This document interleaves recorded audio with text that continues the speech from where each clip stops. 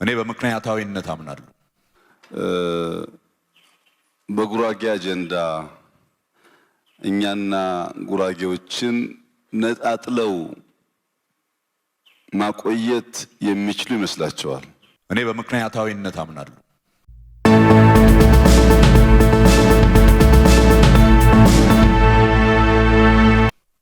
አንድ ነገር ትክክል ነው ትክክል አይደለም የሚለውን ነገር የሚመዝነው በምክንያታዊነት ከሰው ልጆች ልምድ ተነስቶ ምን ተማረ፣ ትክክለኛውን ትምህርት ያዘ ወይ የሚለው።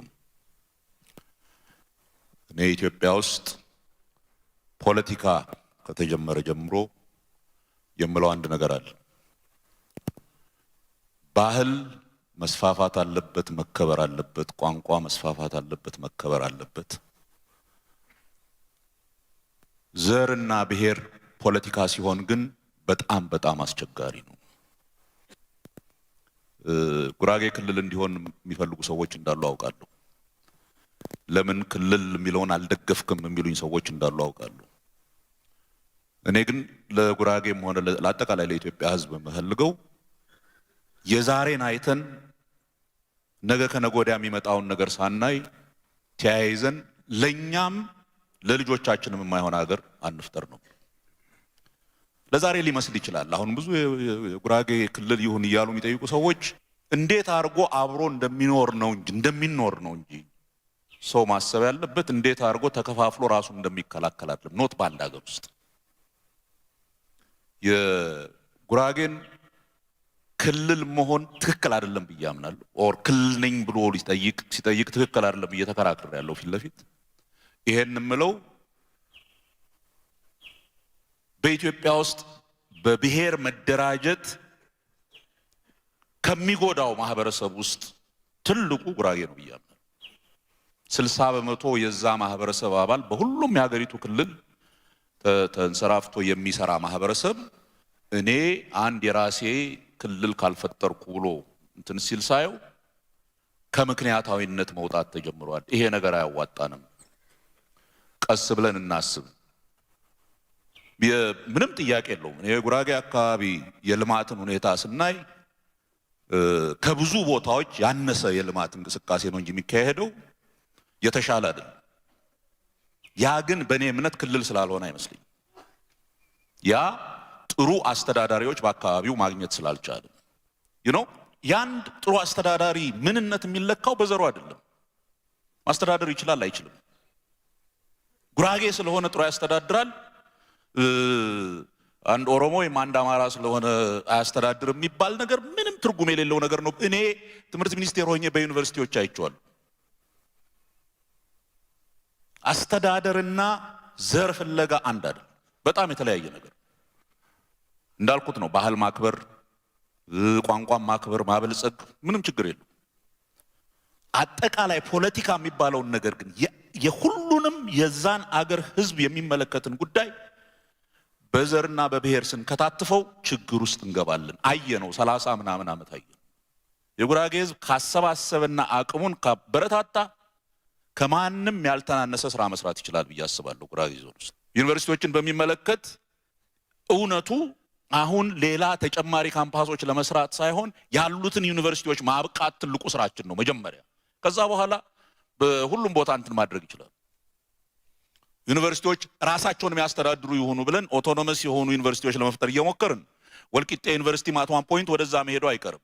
ያን ጊዜ ቡታጅራ አይደለም የፈለገበት የሚያዋጣ ነው ብሎ የሚያስብባቸው ቦታዎች ይሰራል። እስከዛ ግን መጀመሪያ ዩኒቨርሲቲ እናርጋቸው። እነኝም ቦታዎች ጥሩ ሃይ ስኩል እንኳን አይደሉም አንዳንዶቹ።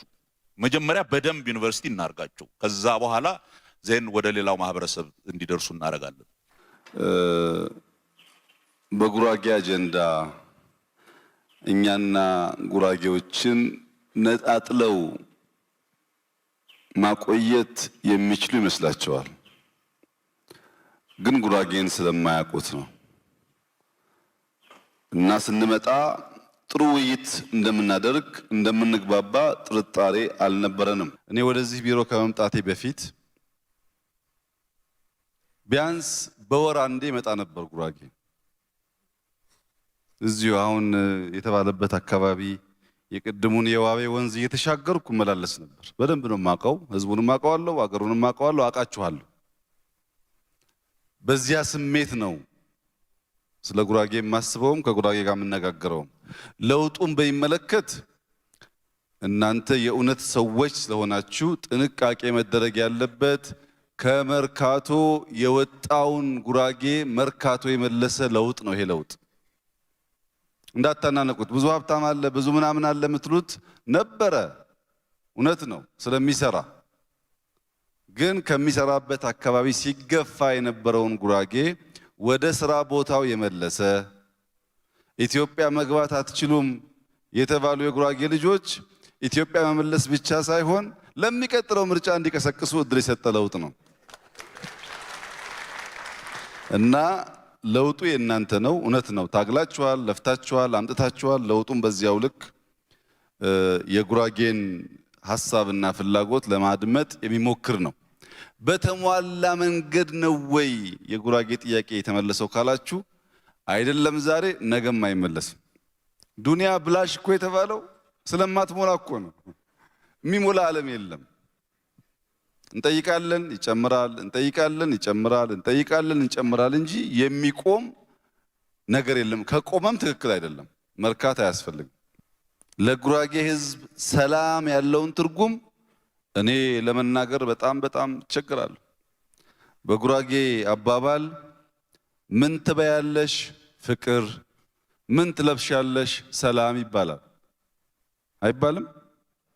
ይሄን የሚል ሕዝብ ስለ ሰላም ስለ ፍቅር መናገር እኔ ይቸገራለሁ። ሰላምና ፍቅር የምትናገሩት ብቻ ሳይሆን የምትኖሩት ነው። በየቀበሌው ወረዳው ኢትዮጵያ ውስጥ ብትዞሩ ትናንሽ ኪዮስክ የሚከፍት ሱቅ የሚከፍት የጉራጌ ተወላጅ ዱቤ አበድሮ ብሩ ባይመለስለት ዋ በሕግ አምላክ ብያለሁ ብሬ አምጣ ነው የሚለው እንጂ ልደባደብ አይልም። በገዛ ብሩም ቢሆን ሕግ ይጠራል እንጂ አይደባደብም።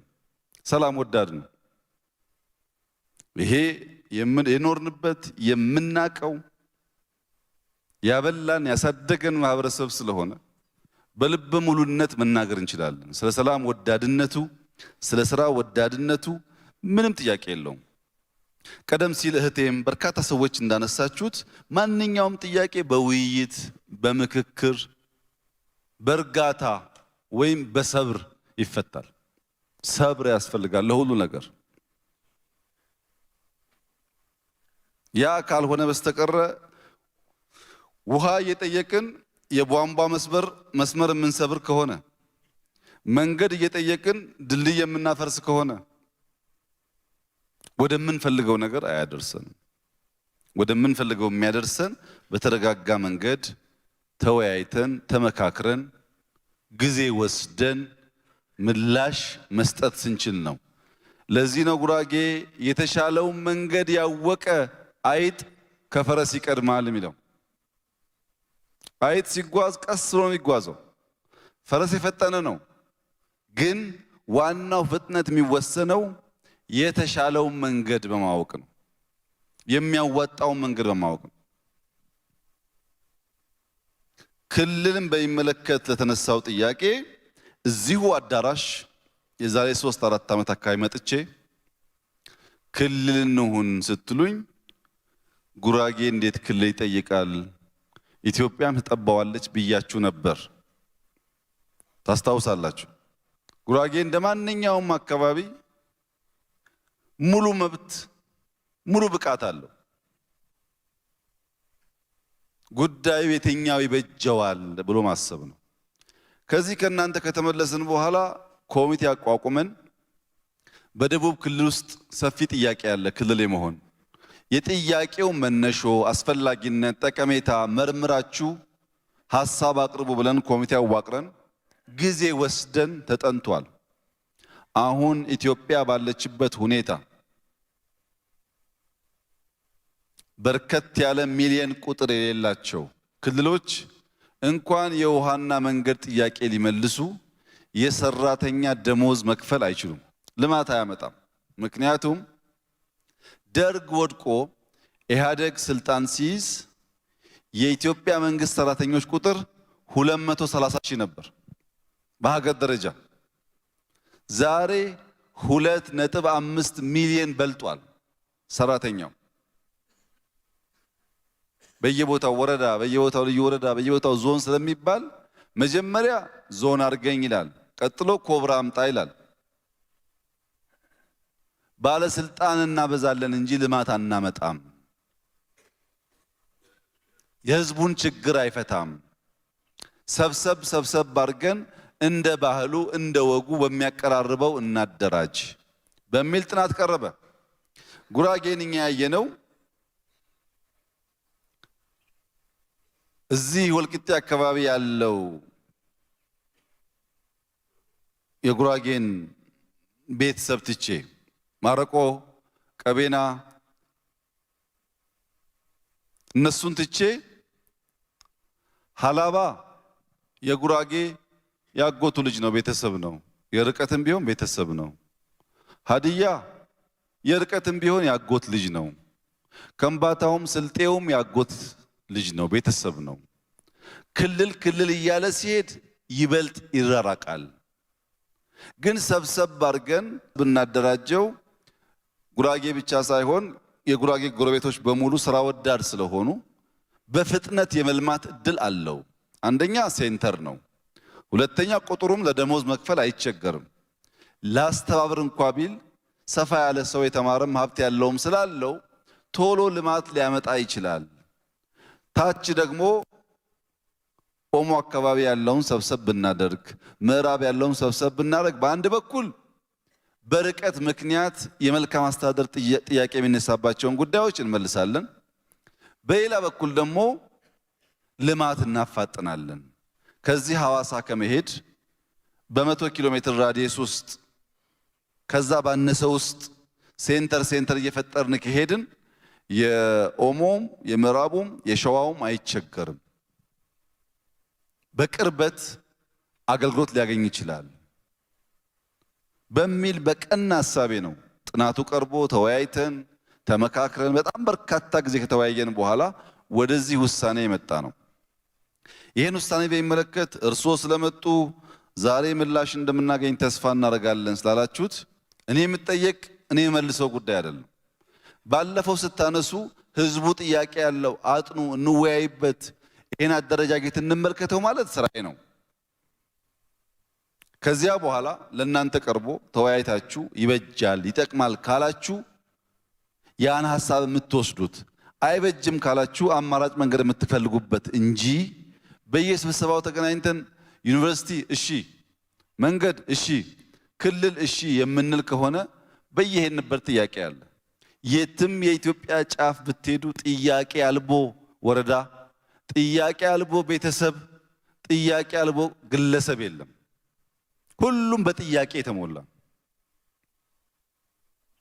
ግን በእርጋታ በስክነት በውይይት ማየት ይጠቅማል።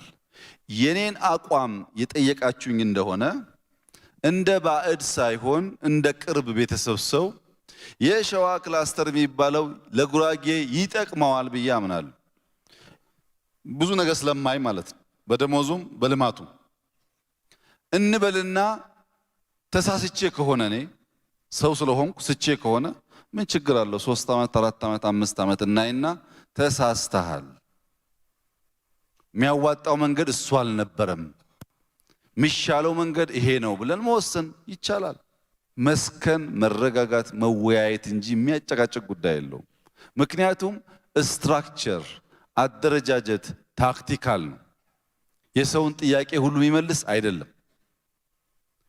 የኢትዮጵያን አንዳንድ ወዳጆቻችን ሲናገሩ የፌዴራል ስርዓቱ ቢፈርስ፣ አሁን ያለው አደረጃጀት ቢፈርስ ኢትዮጵያ ሰላም ትሆናለች ይላሉ። አትሆንም።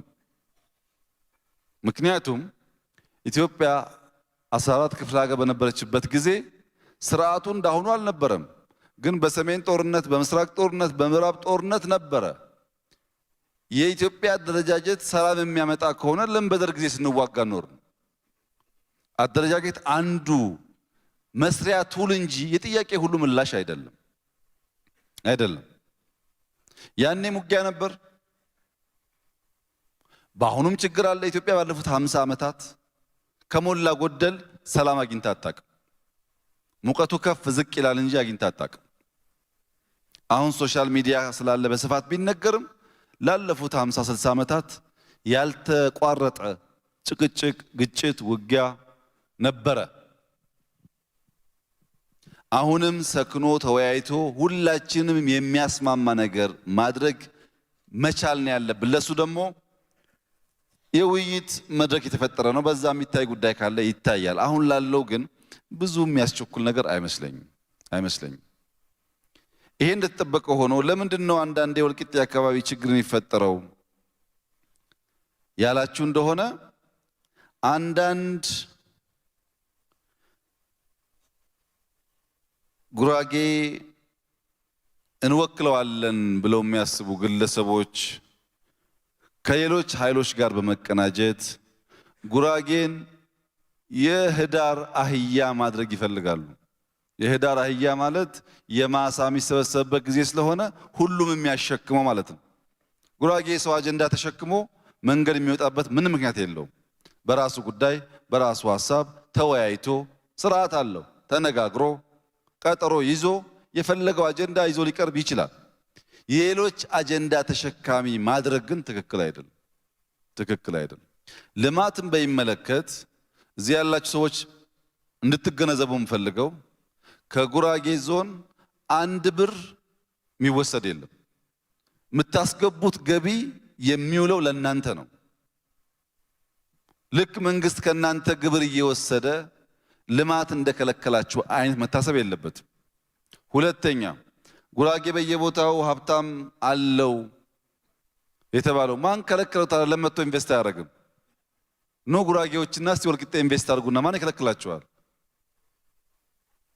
ገንዘብ ያላችሁ ሰዎች ኢንዱስትሪም ይሁን ትምህርት ቤትም ይሁን የንግድ ማዕከልም ይሁን ኑና ገንቡ።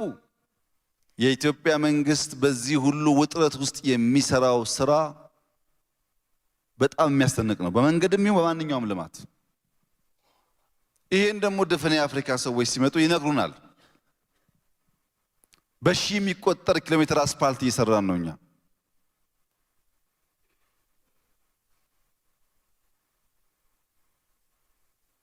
ልማት እናመጣለን ብቻ ሳይሆን ደጋግሜ እንዳልኩት እርግጠኛ ሆኜ የምነግራችሁ እኛ ከህዝባችን 1 ብር አንሰርቅም።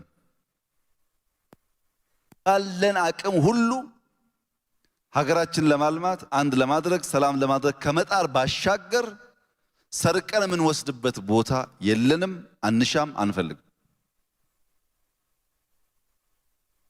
ነገር ግን ኢትዮጵያ ውስጥ ያለው አቅም መንገድ በበቂ መስራት ይችላሉ ያላችሁ እንደሆነ አሁን ያሉ መንገዶች ኮንትራት 1 ትሪሊየን ብር ደርሰዋል። ኢትዮጵያ ውስጥ ያለው የመንገድ ስራ የተጀመሩ ስራዎች ለማስጨረስ የሚያስፈልገው ገንዘብ 1 ትሪሊየን ደርሷል። የኢትዮጵያ መንግስት የ1 ዓመት በጀት እዛ አልደረሰም። ሙሉ በጀቱን እንኳን መንገድ ላይ ብናውል የጀመርነውን አይጨርስም። እንኳን አዲስ ይሰራ ጊዜ ያስፈልጋል ማለት ነው። አትርሱ፣ ጦርነት ውስጥ ነበር። የዓለም መንግስታት ባይናገሩትም በብዙ መንገድ መደገፍ በሚገባቸው ልክ ሳይደግፉን የያዙን ጊዜ ነበር። ድርቅ ያጋጠመን ጊዜ ነበር። ብዙ ወጀቦች ያሉበት ጊዜ ነው። እንደዚያም ሆኖ እየተሰሩ ያሉ ስራዎች ተስፋ የሚሰጡ እንጂ ተስፋ የሚያስቆርጡ አይደሉም። በየቦታው አሁን ትንሽ ጊዜ መረጋጋት ከቻል ነገሮች ወደ ሰላም እየሄዱ ስለሆነ በውስጥ ያለንም አቅም ከውጭ የምናገኛቸውን ድጋፎች ጨምረን በርካታ የልማት ስራዎች ለመስራት እንሞክራለን። ከእናንተ ድጋፍ ጋር የማንፈጽመውን አንናገርም። ምክንያቱም ይሄ ዘመን ካለፈም በኋላ ወይ ለመስቀል ወይ ለአረፋ ልንመጣ ስለምንችል ያኔ ስልጣን ላይ ያላችሁ ዋሽታችሁን ነበር እንድትሉን አንፈልግም። የምንችለውን ብቻ የምንናገረው፣ ካቃተን ደግሞ ያው ከእናንተ የሚደበቅ የለም። አሁን ለጊዜው የተነሱ ጉዳዮች አሉ። መንገድ ተነስቷል። ውሃ ተነስቷል፣ ትምህርት ቤት ተነስቷል። የትኛውን መመለስ እንደምንችል አሁን ባላቅም ቢያንስ አንገብጋቢ በሆኑ ጉዳዮች ከክልሉ ጋር ተመካክረን በምንችለው ልክ አጣዳፊ በሆኑ ጉዳዮች ውስጥ በተለይ እንደ ውሃ ያለውን ምላሽ ለመስጠት እንሞክራለን። ከዋቤ ጋር ተያይዞ የተነሳው ጉዳይ የዋቤ ወንዝ እንደተባለው ክረምት ከበጋ የሚፈስ ነው። ለብዙ ልማት ሊውል ይችላል፣ ጥያቄ የለውም። እኛ ህዳሴን የሚያክልና ኮይሻን የሚያክል 10 ቢሊዮን ዶላር የሚጠይቅ ፕሮጀክት በአፍሪካ ካሉት 5 ትላልቅ ፕሮጀክቶች ውስጥ 2ቱ እዛ የሚቆጠሩ ናቸው። እነሱን እንኳን ለመጨረስ እየተሰቃየን አዲስ ነገር እንጀምራለን ብዬ ልዋሻችሁ አልፈልግም። ህዳሴ ካለቀ በኔ እይታና እሳቤ ህዳሴ ለጉራጌ ዋቤ ነው። ኮይሻ ካለቀ ዋቤ ነው። እነሱ ካለቁስ ባትጠይቅም ተጨማሪ ስራ ስለምንፈልግ እዛ የነበረው ሪሶርስ እፎይታ ስናገኝ አይቀርም። ዋቤም ይሁን ዴሳም ይሁን ግቤም ይሁን አይቀርም።